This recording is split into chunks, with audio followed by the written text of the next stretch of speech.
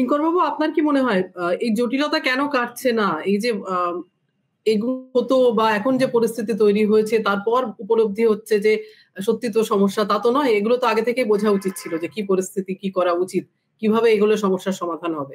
কিন্তু সেখানে পৌঁছানো যাচ্ছে না কেন? যে কথাটা এখানে আমরা প্রথম থেকে যেটা বলে আসছি, আপনাদের চ্যানেলেও আলোচনা হয়েছিল।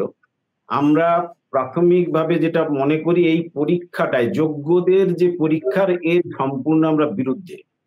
যোগ্যদের যতক্ষণ না, এটা আইনের জায়গাতে হয়তো সুদীপ্ত বাবু আলাদাভাবে ব্যাখ্যা করবেন বা পার্থপ্রতিম বাবু কি দৃষ্টিতে দেখবেন, আমি আলাদা।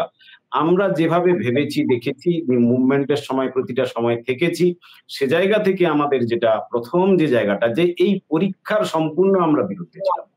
যোগ্যদের যতক্ষণ না তাদেরকে চিহ্নিত করা যাবে তারা অপরাধী, তাদেরকে শাস্তির কাঠগড়ায় দাঁড় করানো যায় না। এটা সাধারণ জায়গা থেকে, আইনের ইত্যাদি জায়গার বিভিন্ন দিক রয়েছে, কিন্তু আমরা সাধারণ দৃষ্টিভঙ্গিতে কোনোভাবেই এটাকে মেনে নিতে পারিনি। ফলে এই পরীক্ষার আমরা বিরুদ্ধে। তারপর যেটা সুপ্রিম কোর্টের রায়ের ভিত্তিতে পরীক্ষার দিকে এগোলো, এবং সেখানে এসে কি দেখলাম আমরা, না পরীক্ষার সব এই স্পেশাল যে নিয়মটা, যে গেজেট নোটিফিকেশন হলো, সেই গেজেট নোটিফিকেশনে দেখুন যে যে যে পদ্ধতিতে নিয়োগের কথা বলা হয়েছে, সেখানে স্পেশাল ভাবে ওই যে 10 নম্বরের ব্যাপারটা চলে আসছে, কোয়ালিফিকেশনের 10 নাম্বার, এদিকে রিটিন 60 নাম্বার ইত্যাদি রয়েছে, সব মিলিয়ে যে পরীক্ষা, তাতে এই যে ফ্রেশারদের এইটা কোনোভাবেই ঠিক নয়।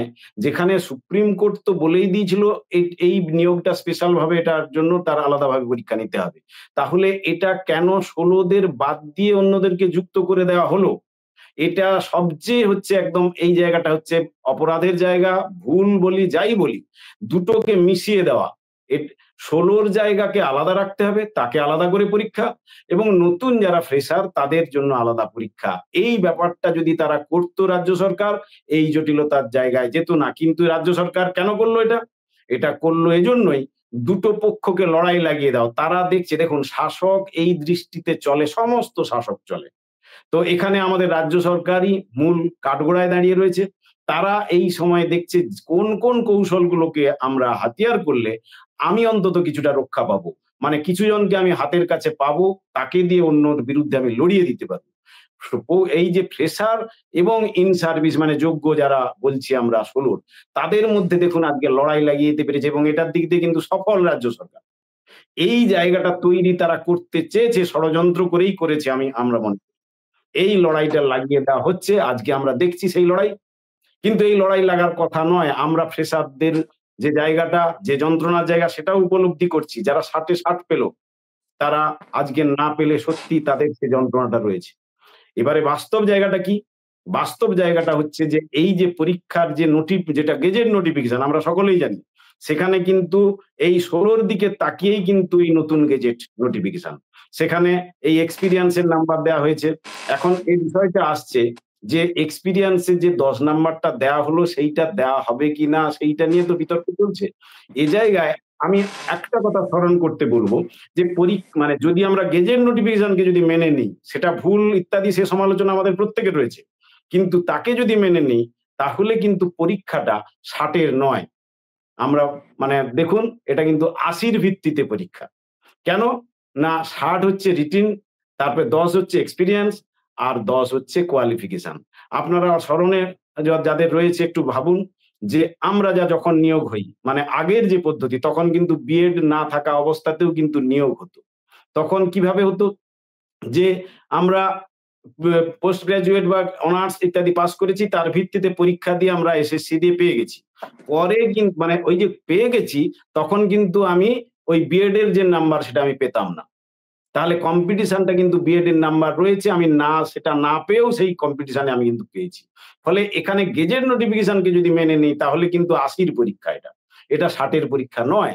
সে জায়গা থেকে কিন্তু এই জায়গাটা চলে এসছে।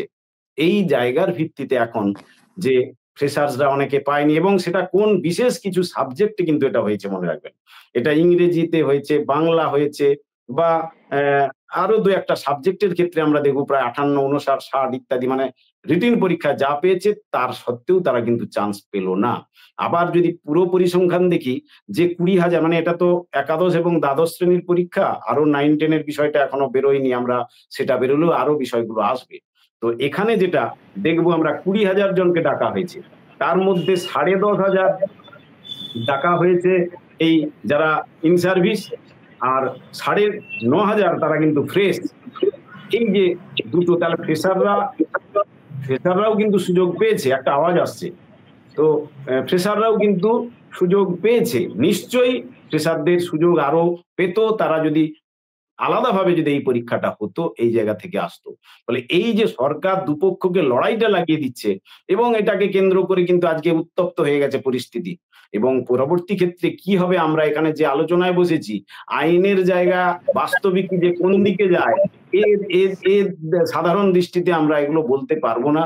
এই নিয়ে আলোচনা করাটাও সত্যিকারের যে পরিস্থিতি, যে আপনারা একটু আগেই পার্থপ্রতিম বাবু বলেছিলেন, বা এই যে আপনারা সকলেই জানেন যে টেটকে কেন্দ্র করে আজকে যে রেট্রোস্পেকটিভ এফেক্ট দিয়ে শিক্ষার উপর দেখুন একটার পর একটা বিভিন্ন ধরনের অ্যাটাক আসছে।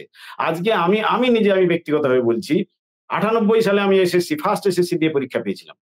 তাহলে আজকে আমাকে বলা হচ্ছে যে তোমাকে 25-30 বছর তো সার্ভিস হতে যাচ্ছে, এই সময়ে টেট দিয়ে পরীক্ষা তোমাকে তোমার চাকরি রক্ষা করতে হবে। এ কি খামখেয়ালি? একটা দেশের কি কোনো নিয়ম কানুন কোনো কিচ্ছু নেই? ওই আইএএস থেকে শুরু করে যারা আজকে বসে আছে, আমি সুদীপ্ত বাবুদের মতো বলবো, পার্থপ্রতিম বাবু, যারাই এরকম ধরনের কোনো না কোনো জায়গায় রয়েছে, তাদেরকে বলবো ওই আগের মতো আপনি পরীক্ষা দিয়ে আসুন তো। এগুলো খামখেয়ালি চলছে পুরো, শিক্ষা ব্যবস্থাটাকে নিয়ে খামখেয়ালি চলছে। আদৌ তারা নিয়োগ না করে এই খেলাগুলো চালিয়ে গিয়ে শিক্ষাটাকে বেসরকারিকরণ করছে এবং শিক্ষালয়গুলো ফাঁকা হচ্ছে। আজকে শিক্ষালয় কজন, মানে সরকারি শিক্ষা বিদ্যালয়গুলোকে এইভাবে শেষ করে দেওয়া হচ্ছে সমস্ত দিক দিয়ে। আজকে শিক্ষকদেরকে নিয়েই আজকে এসআইআর হচ্ছে, তাদের 80-90 হাজারকে নামিয়ে দেওয়া হয়েছে, পড়াটা দরকার নেই, অথচ সেই আইন ব্যবস্থার দিক দিয়ে সেই পার্লামেন্টের জায়গা থেকে নিয়ম করে বলা হয়েছে শিশু শিক্ষার অধিকার হচ্ছে মৌলিক অধিকার। বিরাট বিরাট বাণী ছড়াই আমরা বলি যে রাইট টু এডুকেশন অ্যাক্ট 2009, আবার আমরাই সেই রাষ্ট্র থেকে বলছি যে না, তোমার কিন্তু স্কুলে চলবে না, তুমি এখন 31শে জানুয়ারি পর্যন্ত এই ডিউটি করো, এটাই তোমার। আর কেউ ছিল না,